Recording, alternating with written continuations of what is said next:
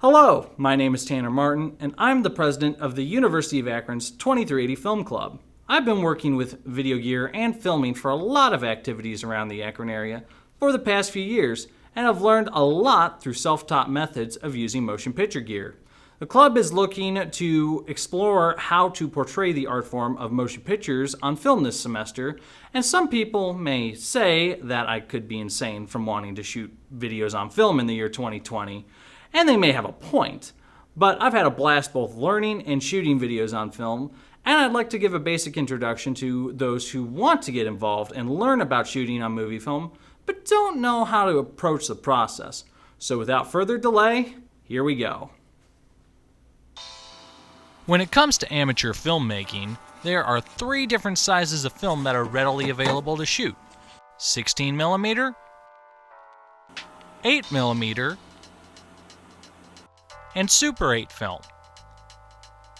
While there are some variations each size of film bring to the table, the main difference between the different film sizes is the size of the image, resulting in better image quality the larger the film size. Another important difference is that Super 8 film comes preloaded in a plastic cartridge like this, and it can be easily popped into a Super 8 camera like this. 8mm and 16mm film comes on a daylight spool in most cases to be loaded into a camera and then manually threaded, but we'll get into that in a minute.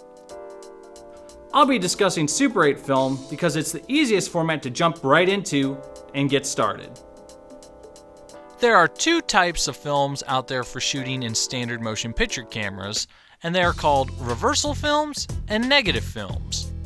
Reversal films are designed to be projected on a film projector for typical home movie viewing, while negatives are designed to achieve a much cleaner picture. However, the film is much thinner than a reversal film, and if you run a negative through a projector, it'll do the equivalent of dragging a needle across a record to the image on the film.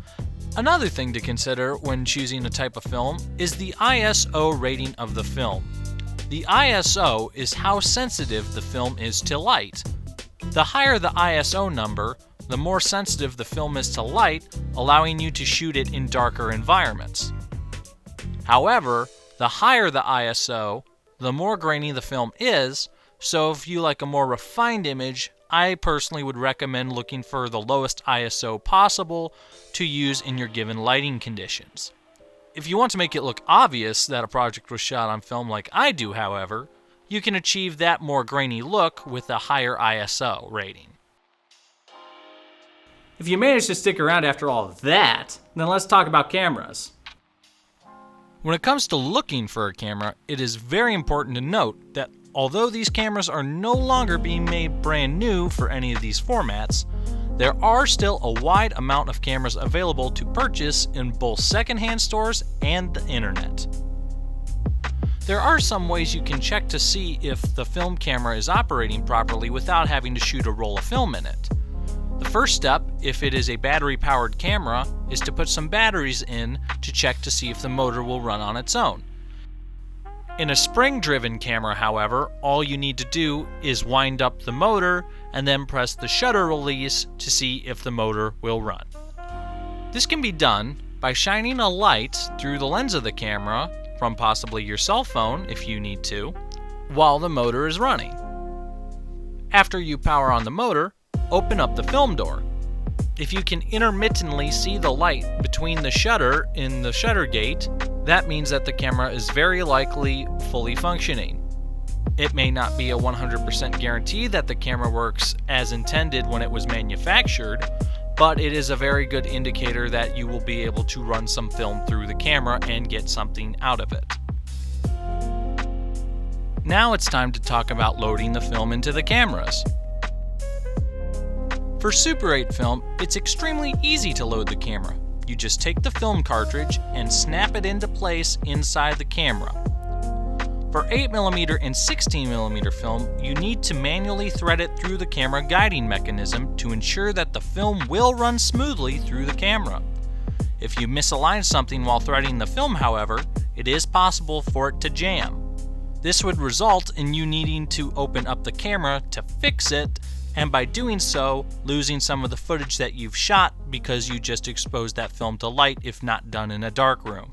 If you keep the camera running without fixing the film, you're able to have this mess happen to you. And this has unfortunately happened to me once when shooting during a concert. Once the film is properly loaded, you're ready to shoot. Since there's a wide variety of cameras out there, it will be impossible to talk about them all, but here are some examples of some typical home movie cameras that you can find out there to use. Most amateur motion picture cameras contain the same features as one another, but when choosing a camera, it's important to look at what features are on the camera, since no two cameras are alike. Some of these features include automatic or manual exposure, a built-in daylight filter, electronic zoom, and if the camera has a reflex finder where you can see through the lens, or a non-reflex viewfinder that will give you an approximation of what you are shooting instead of the actual image. One very important tool to have access to is a light meter when you're shooting on film. For cameras that have automatic exposure, the electronics in these cameras are starting to get up in age and may not always be reliable.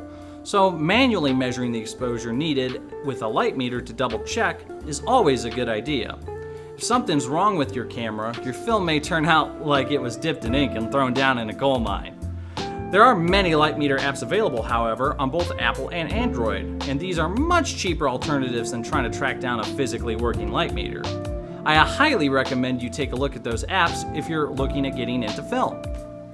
There's a footage indicator on all cameras to be able to tell how much of the film you've shot, and once you've used up your film, the gauge will show you, and then it's time to unload the film.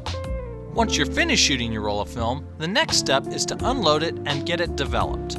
While motion picture labs are not nearly as common as they once were, there are multiple labs around the world and in the United States that you can mail your film to get it developed. You can also typically buy fresh film from these labs or straight from the manufacturers.